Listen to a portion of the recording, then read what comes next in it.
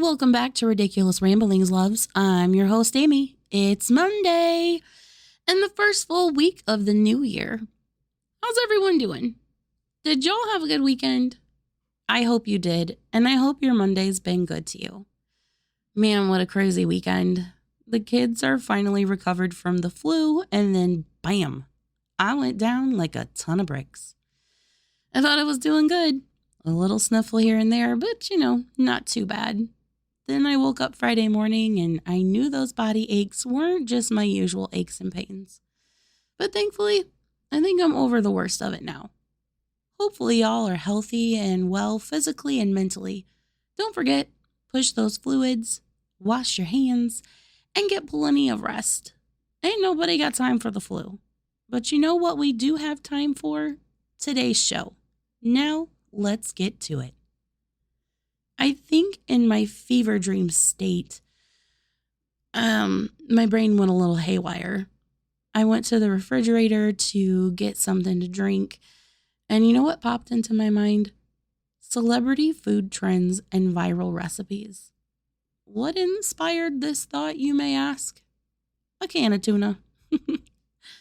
Back in 2019, Adrienne Bailon took the world by storm with her tuna salad recipe. Adrienne said she was in high school when she discovered this unconventional way to make her tuna.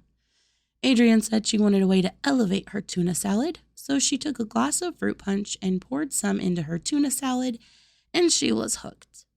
I did try it. In all honesty, it wasn't bad. I mean, I'm not going to dunk my entire sandwich in it like Adrienne does, but a little splash of fruit punch and tuna, not too bad. One sandwich I do like to dunk is a PB&J into a cold glass of milk. Ugh, something about it just slaps. Now, Adrienne's tuna salad is a thing of the past, and Matthew McConaughey's tuna is now the reigning champion, and it's doing all right. Matthew's tuna is far from the normal of tuna salad. Normal tuna salad to me is tuna, mayo, dill pickle, maybe a little bit of chopped onion. But the list of ingredients for Matthew's tuna salad, I hope you have some time and you're a very fast writer. Here we go. A good can of tuna. Now, I'm a little bit of a tuna snob. I don't like the regular chicken of the sea. I do prefer the chunk white albacore tuna in water, but use whatever you're used to, whatever you like. It's your recipe. You're eating it, not me. So, whatever makes you happy. Along with the good can of tuna, Matthew uses lemon juice, vinegar, mayo mixed with wasabi, chopped red onion, chopped dill pickle, jalapeno potato chips, corn, and frozen peas, thawed, not actually frozen, and some chopped apple for sweetness. Sean and I did try this viral tuna salad, and I'm sorry, I've still got to give it to Adrienne. Hers was by far my favorite. I'm sorry, Matthew, it just wasn't for me. It doesn't mean that it's not good. It's just not my thing. And like Sean always said, if everybody liked the same thing in the world, it would be pretty boring. Variety really is the spice of life. It's funny because I was drawing a blank on Adrienne's name when I was talking to Sean about today's topic. I said, man, I cannot remember her name. I know she was one of the cheetah girls. Sean gave me a very confused look and said, I don't know what a cheetah girl is. I know somewhere someone's hot pink cheetah print heart just broke, but don't worry. I did take him down a trip of Disney Lane, Cheetah Girl movies, and other famous Disney Channel movies. Man, I remember being so excited for new Disney original movies coming out on the weekends. My family would all get together and get some pizza or some fast food, and we would all watch the movie and just hang out. We used to do the same thing for the weekend lineup of Family Matters, Step by Step, and Boy Meets World. Now that you've all went down a trip with me down my memory lane, let's get back to the food. Just like me, to come back to food. But honestly, food is such an important part of my love language. I love feeding people and seeing them full and happy. It just warms my heart. If tuna salad isn't your thing, or you're trying to eat something a little bit lighter, You should check out Kim Kardashian's La Scala chop salad or Jennifer Aniston's Mediterranean inspired salads. They both look absolutely delicious. If you like chickpeas, pretty key component in both of these salads. I think we might have to be, you know, grabbing up some ingredients and making some of that this weekend. It looks fantastic.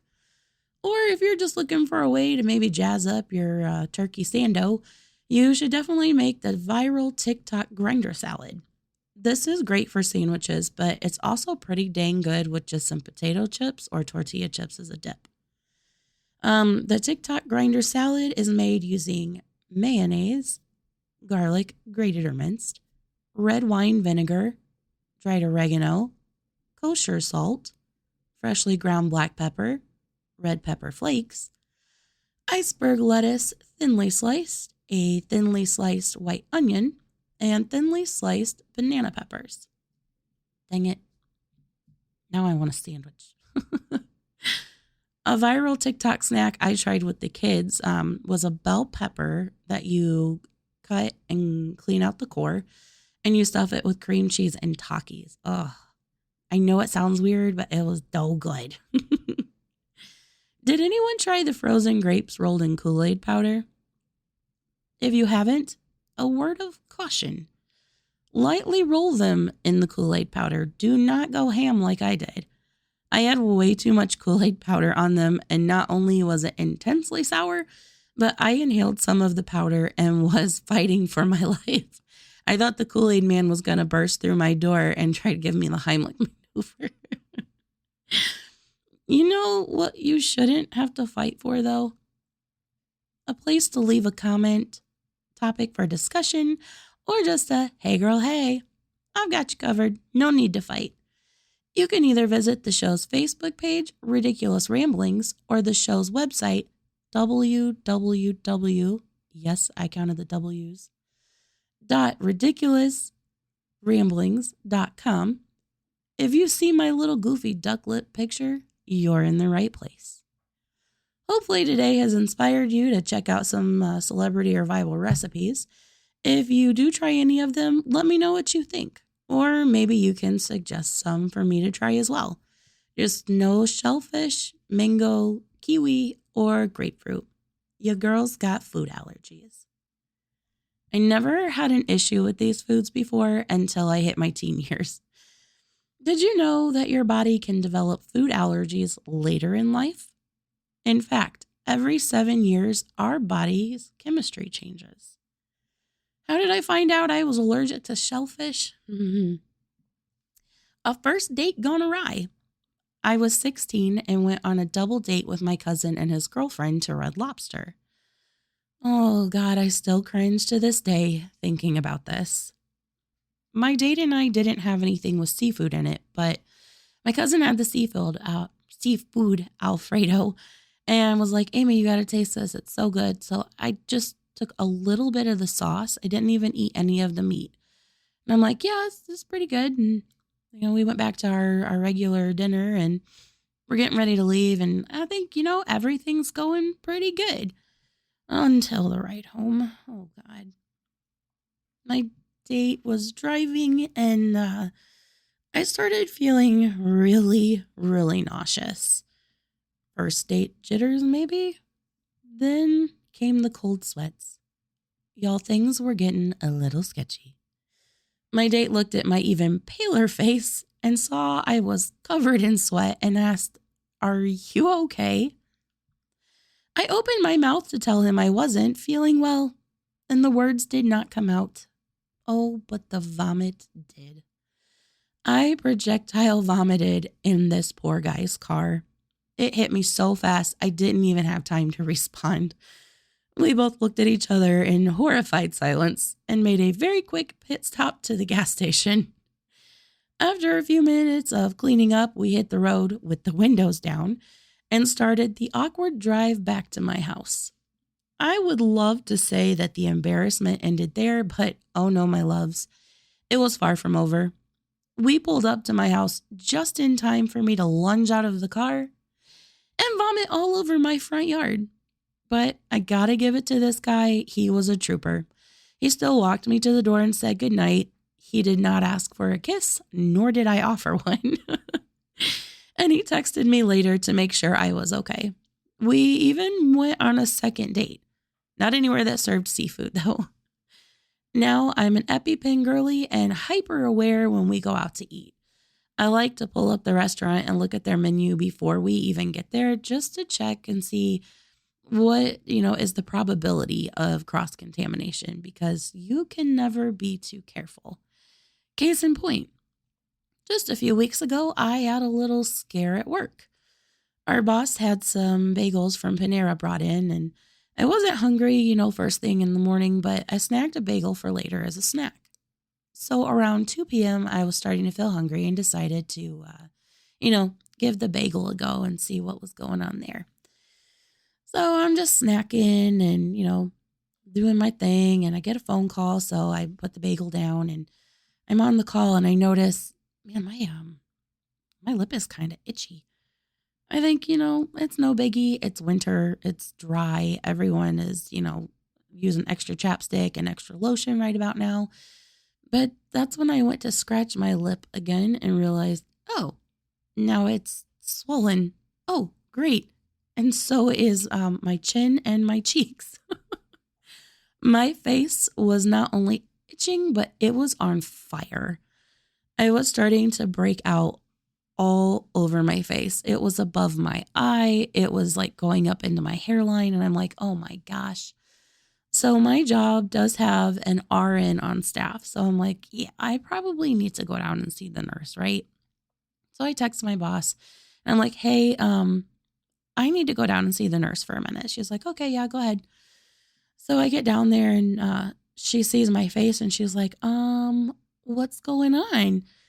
I said, I have never been so betrayed in my entire life. I ate a bagel and this is what happened. And she's like, oh, yeah, we need to get you something real quick. So she gave me some Benadryl and some Allegra. And she's like, in about 10 minutes, if you're not better, you probably should go to the emergency room or urgent care, depending on how the throat situation is. Like, are you itchy in your throat? Do you feel like you're having difficulties breathing? And I'm like, it itches, but I can still breathe. It doesn't feel like when I'm exposed to shellfish. So she's like, all right, 10 minutes. I'm setting a timer. Send me a message and let me know what's going on. So I go back upstairs to my desk and I'm like, okay, come on, Benadryl gods, do your thing. My face, oh my gosh, I could not stop scratching. So 10 minutes went by and I'm like, this has not gotten better. In fact, this has gotten a lot worse. My upper and lower lip were both swollen and the rash had started to creep down my neck onto my chest. And I'm like, oh crap. So I sent the nurse a message. I'm like, yep, gonna go to urgent care and, get this looked at. And she's like, good idea. So I walked over to my boss's desk. And I'm like, hey, so I'm not doing any better. I'm gonna go ahead and go. And when she looked up from her computer, she's like, oh my God, your face. And I'm like, yeah, tell me about it. So I made my way over to the urgent care and walked in. And when they looked at my face, they're like, are you okay? Were you in a fight? And I'm like, no, I'm having an allergic reaction to something. So very quickly I was shown to a room and the doctor came in and she's like, oh my goodness. She's like, what did you eat? And I'm like, a bagel. I've never been so betrayed. She's like, girl, that's a bad reaction for a bagel. And I'm like, well, I have some other food allergies. So I told her what my allergies were. And she's like, yeah, I think you had some cross-contamination going on. Let's get you hooked up. So she made a cocktail of Benadryl and cortisone. And how did one receive this cocktail? If you said a shot, ding, ding, ding, winner, winner, chicken dinner. Oh, and where did that shot go? If you said tushy, oh, you are on a roll. You should play the lottery.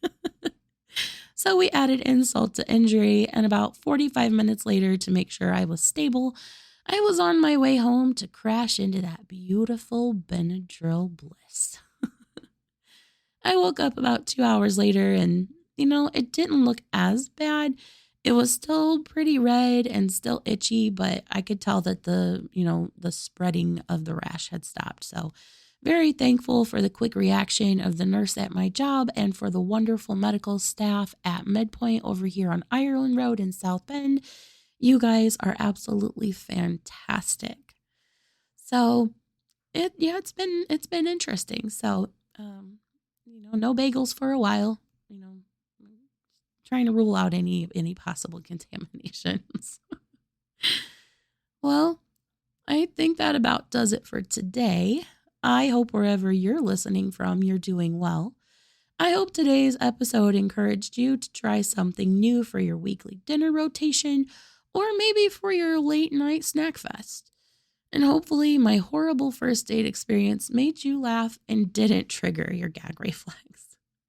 Enjoy that morning bagel and cream cheese for me on your way to work, too, okay? A bagel betrayed me, but I bet cake would never do that to me. Oh, one last thing before we go. This Friday, I will be doing my very first video podcast. On Fridays, I like to feature local artists and local bands.